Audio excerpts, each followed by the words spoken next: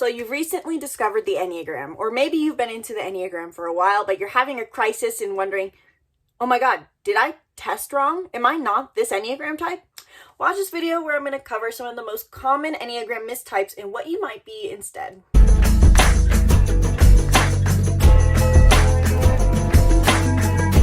Welcome back to the channel. I'm Isabelle, your spiritual rebel friend, and I have low battery on my phone. You guys, I used to not be this person. I used to always have 100% battery on my phone, maybe 80% if I was living wild. But now recently, probably just because I've been camping off-grid more, I have had constantly all my videos low battery. It is not uncommon for me to have to hit the low battery 10% remaining sign while I'm filming these for you. So we're gonna try to make this quick without being skimming over any types. Today I wanted to talk more about the Enneagram because in my readings that I do for other people, my coaching calls, I include not just astrology, but also the Enneagram, Myers-Briggs, numerology, and even starting to develop adding the gene keys to them. So I use all these systems, and I use these a lot all in my personal life, and I think knowing all of them has been really personally valuable. So I wanted to start talking about the Enneagram once again, because I've taken a long break, so to say, just because there's so much astrology information constantly to cover. I haven't even finished my series covering all the natal chart placements you can have. But I wanted to take a break from that to talk about the Enneagram because I recently put up a video on what the Enneagram is and why it's valuable personally. And I wanted to cover common mistypes so that if you're someone who's recently heard of the Enneagram, or you're someone who's been into the Enneagram but not quite sure of your type, I wanted to cover some of the most common mistypes that I see. And I have a blog on this where you can reference this information down in the link in the description below. I'll try to make sure I actually put it down there, so I'm going to do like an exaggerative movement so I remember to actually do this. But you can check out the blog in the link in the description below. And it's really important to know which Enneagram type you are as far as if you're mistyping, because what ends up happening is that every Enneagram type has a different core desire and different core fear, and most importantly, a different growth path. And if you are mistyping, what may happen is, while it can be beneficial, you feel like, yeah, that's me, I guess I'm supposed to grow towards this, it'll feel like you're pushing yourself out of alignment with your highest self and your heart's desires. Basically, what happens is by mistyping, you push yourself out of alignment and you become, you will push yourself basically into stress. For me, I thought when I took the test that I was for sure an Enneagram 5. And then I for sure thought I was an Enneagram 4. And when I tried to learn about what their heart's desire was, I was pushing myself out of alignment. It's very similar to if you look into your North Node in astrology and you mistype, so to say, you think it's in a different house than it actually is. For me, I thought my North Node was in 6th house for a while. Turns out it's not, and there's no wonder I was under so much stress. Also on top of it, it simply helps you feel understood. Now, I do want to note, I think the Enneagram is still a great system, even if you do mistype, because it gives you direction if you're wanting to grow, but it does feel much more resonant and valuable when you type correctly. So in this video, I'm going to break down common mistypes for each Enneagram from my personal view. This is not necessarily set in stone knowledge. This is just from what I've seen. So first off, let's talk about the Enneagram 1 and work through all the way to 9. The Enneagram 1, quick summary, is the perfectionist. If you are an Enneagram 1, your core desire is perfection, which is not sometimes physical organization. Sometimes it's morality. You're someone who believes in the end in rightness. Things should be right, they should be moral, they should be good, they should be orderly. Your core fear is that if you are not perfect, you will not be loved. From a young age, you are probably asked to be perfect, to be responsible. You may have had a masculine figure in your life who you wanted to make sure you, so to say, felt loved by being capable. You probably had a very competent father. Or maybe on the other hand, you had an absent father and you had to fill that role. Regardless, either way, you now believe that it's your responsibility and your responsibility only to be the right one, to be orderly, to be organized, or to be moral and to be right. So common traits with the 1 are logical, critical, organized. I think those are the main ones. We can stick with those for so far. But there's a few other types you could be. If you typed as a type 1, I honestly don't think type 1s mistype so often, but there are a few that when I've interacted with them, I've mistyped them. They'll ask me what type they think that I think they are, and there's a few that come up. First, let's talk about the most common one, which is the Enneagram 6. The Enneagram 6 is the loyalist. They are known for being similar, moral, dedicated, protective. You may be, if you typed as a 1, you may be potentially a 6, and the way to differentiate the two is based off of not only their core desire, but also their core fear, as well as the triad they're in. So the Enneagram 1 is going to struggle more with repressed anger. They feel like the weight of the world is on their shoulders and they're angry about it. Whereas the type 6, while they want to be orderly and right, they feel a deep sense of fear. Fear that they are going to be harmed, not necessarily by being imperfect for someone, but that the world itself is going to attack them. The 1 easier stands alone, can be independent, whereas the 6 feels that they need a strong network, as they are the loyalist, and this isn't a bad thing.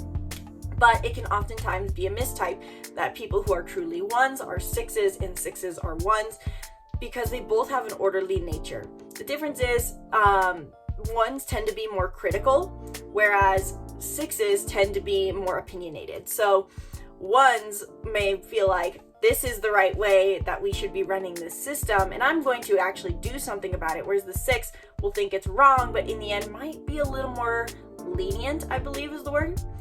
Not to say that they won't take a stand, but they're going to focus more on how their heart feels on the situation and protecting individuals, whereas 1s may be a little more cold, so to say, because they will serve the organization. Overall, 1s tend to be a little more factual, analytical, logical minded, and 6s tend to lead from their heart at their core. This is not to say that 1s are heartless, and this is not to say that 6s have no backbone, but overall there is a bit of a difference here. I actually have a friend of mine who I'm still a little unsure on whether she's a 6 or a 1, and this is because she seems very orderly and critical of herself, but also very loyal and dedicated. And I will say it's probably just because I don't know her well enough is why I can't type her. But I do know that in the end, the difference will be in whether I can see her growth. The 1 grows towards the 7, whereas the 6 grows towards the 9. So the question I often ask myself when I'm trying to type whether someone's a 6 or a 1 that you can ask yourself is their growth or your growth to be more relaxed and surrender, to just soften and be at ease, or is it to proactively pursue fun? The 1 grows towards the 7 and they need to let go of responsibility and proactively pursue fun, whereas the 6, while they already know what play is, they need to allow themselves to soften and oftentimes do less. The Enneagram 1 often can mistype themselves as a 5 or as a 3. The 5 is very similar because they are the investigator and they are also logical and analytical minded. However, the 1 will more likely try to overgive to others because it's the right thing to do, whereas the 5 tends to be very resourceful and they preserve their time more. And they're also a part of the fear triad, so they are afraid of losing their resources, whereas the 1 may struggle more with repressive anger. And 5s tend to be very disorganized in some way, which is not to say that all 1s are super organized, but they will notice when things are disorganized more often. A good example is I have a friend who's a 1 and she labels everything. She has binders that are perfectly orderly. Whereas my brother, a 5, he literally likes to scatter everything across his bed every night and every morning, and it doesn't bother him at all. 1s have a deep desire for order and perfection, whereas 5s don't. And also 3s. 3s are also achievement driven. They can see themselves as perfectionists, and 1s can often see themselves as 3s because they are achievement driven, perfection oriented. But 3s struggle very much with shame, and I think this is something they openly recognize. They feel this sense of they have to be good and be the best for the world to appreciate them, whereas the 1 feels that they just have to be right. So the 3 will seek achievement and to have an image of being the best, whereas the 1 oftentimes is going to be more focused on just what is logical, so to say, in a way, what is orderly, what is correct. If you typed yourself as an Enneagram 2, there's only really a few other types you could really be, because if you typed as a 2, you see yourself as selfless and overgiving and empathetic, which is not a bad thing. But there are a few other types you could potentially be. The Enneagram 2 is known as the servant. Their core desire is to be selfless because at a young age in childhood, they were taught that to have any individualistic desires was wrong. And so they basically never developed their own unique sense of self, which is basically a primary core of who we all are. And so they struggle with knowing who they are. They tend to be overgiving, selfless, very sociable, very friendly, very much an attentive listener. And there's a few other types you could be under that personality type as well. One of them, which is the Enneagram 9, the most obvious. The Enneagram 9 is the peacemaker. They're peaceful, easygoing, and friendly, and they oftentimes tend to put their own desires on the back burner as well. So there's a few differences between these two types. The 9 is more individualistic oftentimes, whereas the 2 tends to want to rely on someone more. The 2 needs to serve someone, whereas the 9's belief from a young age is if they're independent, that is good, because if they're self-sufficient, that is good. 9 tends to be also a little bit more spitfire. These people, like me as a 9, can often seem a little bit more like a 7, where instead of being, the sociable host, they're just kind of wild, rambunctious, but also have a down-to-earth side to them. The 2, more so in behavior, is constantly attentive and protective of others. A little more like a 6, where they're going to seem well aware of what's going on around them at all times, a little more level-headed. They have a wing 3, and so they want to make sure their image seems good. At their core, though, the 2 struggles with a deep sense of shame, whereas I have a feeling for most 9s, shame is something we're very unfamiliar with. I even joke with my sister that I think I've felt shame like 3 times in my life ever, whereas I more so struggle with maybe anxiety, stress, and a bit more anger, falling asleep to our anger. We are part of the anger triad as 9s. So 2s may resonate more with anger, but they will also resonate with the feeling of shame, whereas I think 9s won't. Also, one other type I think you may be if you tested as an Enneagram 2 is actually an Enneagram 4, because your stress number as a 4 is a 2. In stress, you believe that you have to put aside your individualistic self that you are so aware of, but you have to put it aside in order to help other people. Basically, you can identify if you're a 2, whether you're a 4, is do you know what you feel? Do you know who you are? And if so, if you know who you are and you know what you feel, then you're a 4. But if you feel like you have no clue who you are and what you feel, if that's hard for you to tap into, you're more likely a 2. It's not to say if you're a 4, you're not selfless. You can be selfless, but it tends to be your stress traits. If you tested as an Enneagram 3, most people I meet, especially males who test as this, are actually Enneagram 7s. And I'm going to jump straight into this one in just a second. But first, a quick summary. Enneagram 3s are the achiever. They're driven by the desire to be the best because at a young age, they're taught that their value lies in how good they are at things. And so these people tend to be very success-driven, achievement-oriented, straight-A students, or all-star athletes, whatever you call it. I honestly don't even know. But these people are achievement-driven. Similar to the one, they believe they have to be good, but the difference is the one focuses on, again, organization and rightness, whereas 3 focuses on achievement. So with that, oftentimes I meet a lot of men who tell me they think they're Enneagram 3s when it's obvious to me that they are Enneagram 7s. Now, it's not to say that Enneagram 7s can't strive to be the best, but they do so for the sake of positivity. The core desire is very different here, even though behaviors can be similar. The Enneagram 3 desires success and achievement, whereas the Enneagram 7 is the enthusiast. Their core desire in the end is to have fun. And you can identify which of these you are by how in touch are you with your negativity. And if someone asked you to talk about your negative feelings, your fear of failure, how opposed to that would you be, and would you just throw a joke on it? Basically, the Enneagram 7s in the end, while they want to achieve things like any human being, they would rather let go of their goal to have fun if the goal presents itself or if the opportunity presents itself.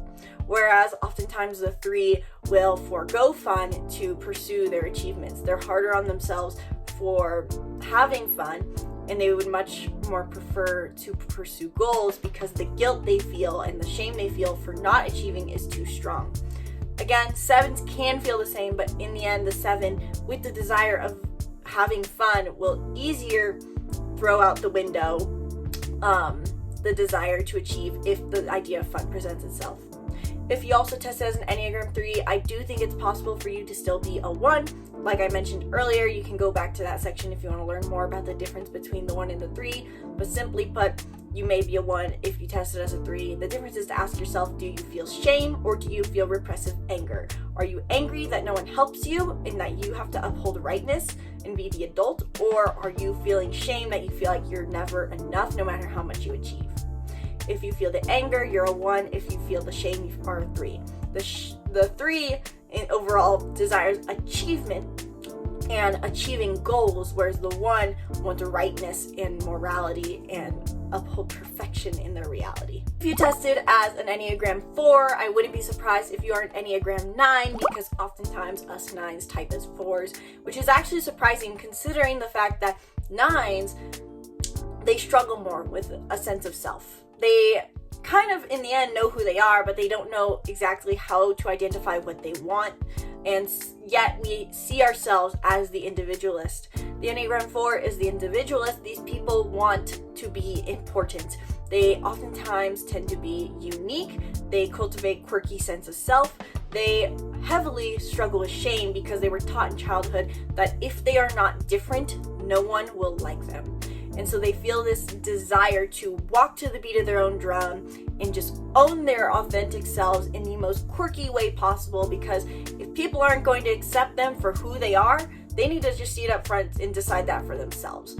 So the Enneagram 4, very individualistic, given the name, very quirky, very authentic, very much focused on how they feel and acting in alignment with how they feel. But they do have this deep-rooted sense that nobody likes them. And that is why 9s oftentimes mistype as 4s. I did this one myself. I thought I was a 4 because I resonated with the fact that I feel like people don't like me. But the difference is 4s tend to, at their core, they easily know what they want, whereas 9s will easily defer to what other people want. So if they ask, where do you want to go out to eat? The 4 will immediately say, oh, this is where I want to eat, but if you're going to be upset with that, I'll just go by myself. Whereas the 9 will go, I don't know, what do you want to do? Knowing what we want is harder as a 9. And you can also identify if you're a 4 or 9 based off of, do you struggle with shame? 9s really don't, I think, struggle with much shame. They may feel more loneliness or sadness, feeling of loss. I don't know who I am. Whereas 4s feel more oftentimes shame in early childhood for who they are, which is causing them to maybe as a result be more proud of who they are. Also, a common mistype for 4s can be a 5, given that it is the wing. So if you typed as a 4, it might be that you're just seeing your wing. And the simple way to analyze this is the 4, like I mentioned, is the individualist, whereas the 5 is the investigator. The core traits of a 5 are cerebral, analytical, detail-oriented, factual, logical. Factual, logical. These people are all about data and logic in the end. They want to do what is just basically smart or what is logical. Emotions don't enter the playing field very much if you're a 5. You in the end do things based off of data and facts. Whereas the 4 will use facts to support their heart's desires. So ask yourself, if you can't decide if you're a 4 or 5, do you first lead by logic or first lead by desire? 5s tend to put their desires on the second, like basically use them second rather than first. And 4s will always lead from their heart first. 4s also deal more with shame, and 5s deal with fear. 5s also tend to be more resourceful and reserved, whereas 4s don't mind a good party and may be a little more indulgent oftentimes, throwing money on fun. And I have 9% on my phone, as every time happens while I'm filming these. So we're gonna speed this up a little bit, giving shorter summaries, but you can check out my blog for more info, or just book a reading where we can dive deep into what your Enneagram type may be based off your astrological chart, because your astrology really does indicate and narrow down what your type may be to just a few rather than having to go through all 9. So if you're an Enneagram 5 or you typed as an Enneagram 5, it is also again possible that you are an Enneagram 9. I first typed as an Enneagram 5 when I did the course, and that is because both these people see that they're acting in logical ways. The difference is 5s do things based off of data, and what they observe through reality is logical, whereas 9s pick what is logical based off of what they've learned gives them survival. The 9 tends to be friendly, easygoing, optimistic, lighthearted more so, whereas the 5 tends to be more reserved. The 5 struggles more with fear of losing their survival, whereas 9s struggle more with fear of losing connection. These people tend to be a little more, so to say, let's call it codependent. They want more connection. They want to be included in the group. Excuse me, had too much coffee. Whereas the 5 is perfectly fine being on their own as long as they get to have their resources around them. If you tested as a 5, you may also possibly be a 1. Simply ask yourself, do you do things because it's logical, or do you do things because it's right? If you do it because it's logical, you're a 5. If you do it because it's right, you're a 1. I'm trying to think if there's any other common mistypes for the 5. I really don't think so. I might add more. Everyone can mistype as different types. These are just the most common ones. If you are an Enneagram 6, if you typed as an Enneagram 6, there's a few other types you may be. Let's start with covering the Enneagram 6. The Enneagram 6 is the loyalist. Their core desire is loyalty. They're afraid of being abandoned or betrayed, and so they compensate by seeking out protection through either a system or connections, but they can find it hard to open up. These people at their core feel like everyone's going to abandon them. And so a few other types that you may possibly be if you type as a 6. I honestly think that people who type as 6s don't mistype, but it's possible that you're an Enneagram 1 or an Enneagram 9. The Enneagram 1, again, as I've mentioned, is the perfectionist. You guys are both moral in the end, but the 6 seeks out to make people feel safe, whereas the 1 does what is logical and right and tends to be more independent.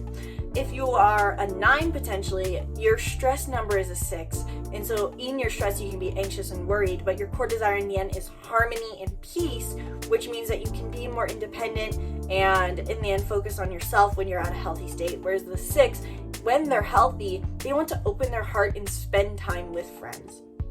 If you type yourself as an Enneagram 7, I'd be willing to bet money on the fact that you're actually an Enneagram 4 and you don't want to accept it. Y'all, I'm gonna be honest, I have met hundreds of 4s that are fully believing that they are a 7, and it's partially because 4s get a bad rap.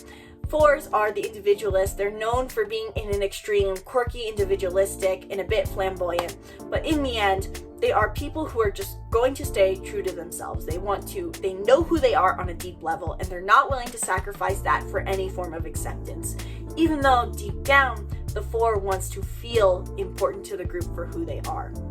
They felt in childhood that they were not valued for who they are by someone. Most likely it's a father figure oftentimes. They weren't valued for their authentic selves, and so now they want to stand firmly in that, and they deep down want to feel that they are accepted by people for that. Whereas the 7 may feel a little bit of that, but they like to be the life of the party. They don't feel so much strong sense of this is who I am. They kind of just like to be positive, and they don't have so much wrapped up in their self-identity. They kind of just are a person, and they want to make people laugh. And that's not to say 4s aren't fun, but the 7 struggles more with fear of negativity, whereas 4s very much know their demons. They know their shadows, and they're willing to face them. If you typed yourself as an Enneagram 8, again, it's possible that you are an Enneagram 4, specifically the SX subtype 4, the angry 4 is what they call it. But the difference is 8s seek out control and challenge and find it hard to release control, and they don't let people in, and they could truly care less whether people accept them. Whereas the 4, while they can be controlling, they have a deep desire for importance and would find it hard to feel a sense of wholeness if they did not have a place where they feel belonging or community that they feel belonging in. The 4 struggles more with shame. 8s have never known an ounce of shame in their entire existence, I believe. 8s also tend to be much more outspoken, much more honest, and while they may have personal opinions, they're not necessarily wrapped up or hold as much integrity in their personal opinions. It tends to be more logic-based opinions. This is what's smart. 8s also have much more of a belief around competency, whereas 4s may be more open to allowing themselves to learn as they go. So those are some of the main differentiations for that. If you typed as an Enneagram 8, it's also very, very possible that you are a 1. I had a recent interaction with someone who believed they were very much an 8, and while these are very similar, there's a few key differences.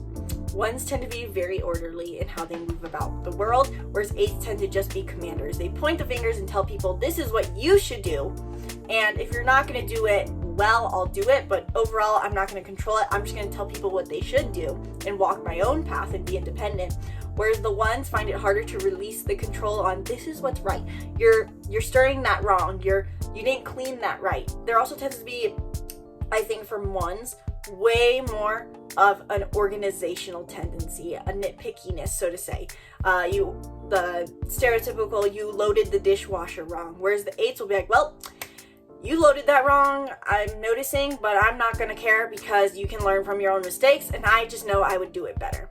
8s also are way more explosive, given the fact that they are in the anger triad as the explosive expression, or the expressive anger, whereas the 1 is the repressive. They repress their anger deep down. Also, 8s have to learn more compassion, and 7s have to learn how to have more fun.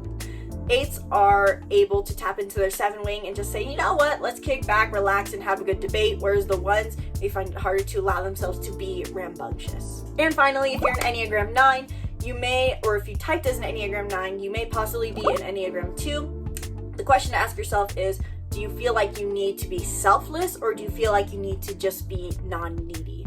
If you feel this desire that you need to give to other people and be on constant vigilance of what other people need from you, you're more likely a 2. Whereas if you just try to not impose your own needs, that's more likely a 9. The 9 tends to be friendly, easygoing, social, whereas the 2 can be a little bit more potentially reserved or focused on their image.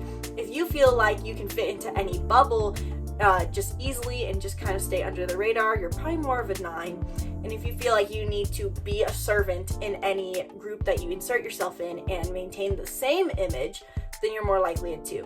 9s can be more of chameleons, hence why I give the 9 personally the name the chameleon rather than the peacemaker, because I think the peacemaker is a misleading name. Other than that, I don't really think people who type as 9s are much anything else. You could potentially be a 6. Ask yourself how much you struggle with worry. Do you struggle more with fear? And how much do you need loyalty in your life? Is your growth to take a chill pill, so to say, or is it to be more goal-driven? If it's to be more goal-driven, you're a 9. If it's to be more relaxed, you're a 6.